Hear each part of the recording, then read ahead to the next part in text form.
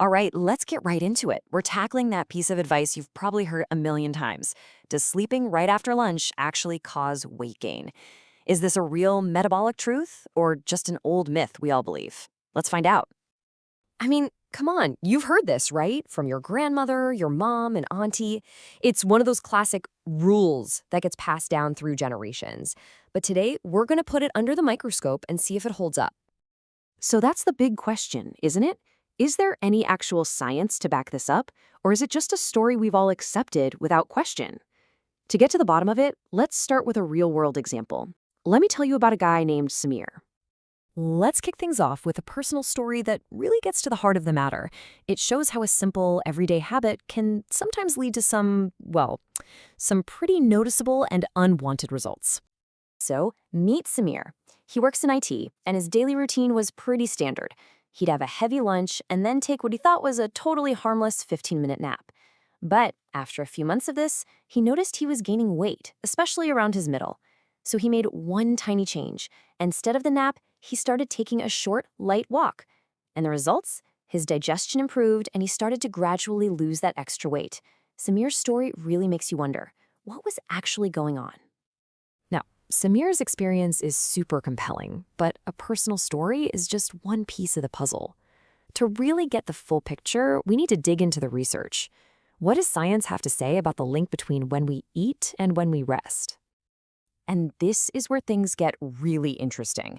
There was a clinical trial at Harvard that looked specifically at how the timing of our meals affects our bodies. And frankly, the findings are pretty mind-blowing.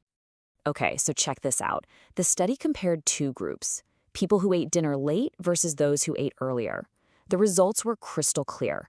The late eaters actually felt hungrier. Their bodies burned calories at a slower rate, and they showed signs of increased fat storage. This tells us that eating closer to when your body is naturally winding down has a direct, measurable impact on your metabolism. And it's not just about weight gain. Lying down right after you eat can lead to a whole list of other uncomfortable problems.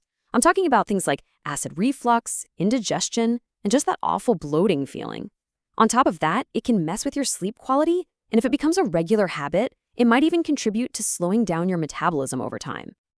So we've looked at the studies and the potential side effects, but what's actually going on inside our bodies when we decide to hit the couch right after a meal? Let's break down the mechanics. It's actually pretty simple when you think about it. When you're sitting or standing, gravity is your best friend. It helps move food down through your digestive system. But the second you lie down flat, you take gravity completely out of the equation. This can slow the whole process down and make it much easier for stomach acid to travel back up, which is exactly what causes that awful heartburn. Another key piece of this puzzle is our body's natural rhythm. During the day, our metabolism is fired up, it's active, it's burning calories efficiently. But as we get ready for sleep, it naturally starts to slow down. So eating a big meal right before that slowdown means your body just doesn't have the active time it needs to process all those calories effectively. And there's a hormonal angle to this too.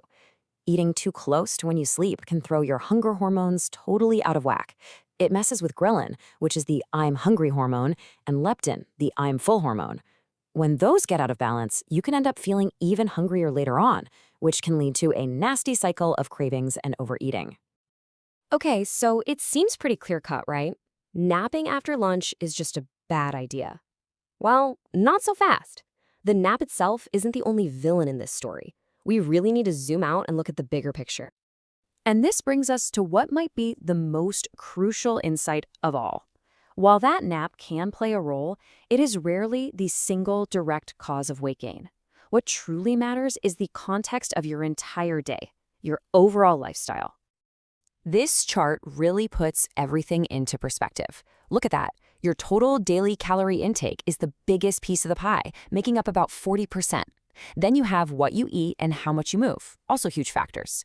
Meal timing, what we're talking about today, is definitely an important piece, but it's just one part of a much larger interconnected system. So now that we understand the science and the nuance, what can we actually do about it? Let's dive into some simple, practical strategies to put all this knowledge to good use. If there is one number I want you to remember from this, it's this one, 30. Try to create a gap of at least 30 minutes, or even better, an hour, between when you finish eating and when you lie down. This gives your body a much-needed head start on digestion. And here are a few more smart habits for you. Try to opt for a lighter lunch, one with plenty of protein and fiber to keep you full without weighing you down. And I can't say this enough, a short walk after eating is fantastic for digestion. And on the flip side, try to avoid those really heavy, carb-loaded meals if you know you're going to feel sleepy. The goal here is moderation, not making that post-lunch nap a consistent daily thing. Let's think about another story, this one about Rajni. She had a habit of napping right after lunch and noticed her waistline was getting bigger. Her solution was so simple. She started eating lighter meals and replaced her nap with some light activity.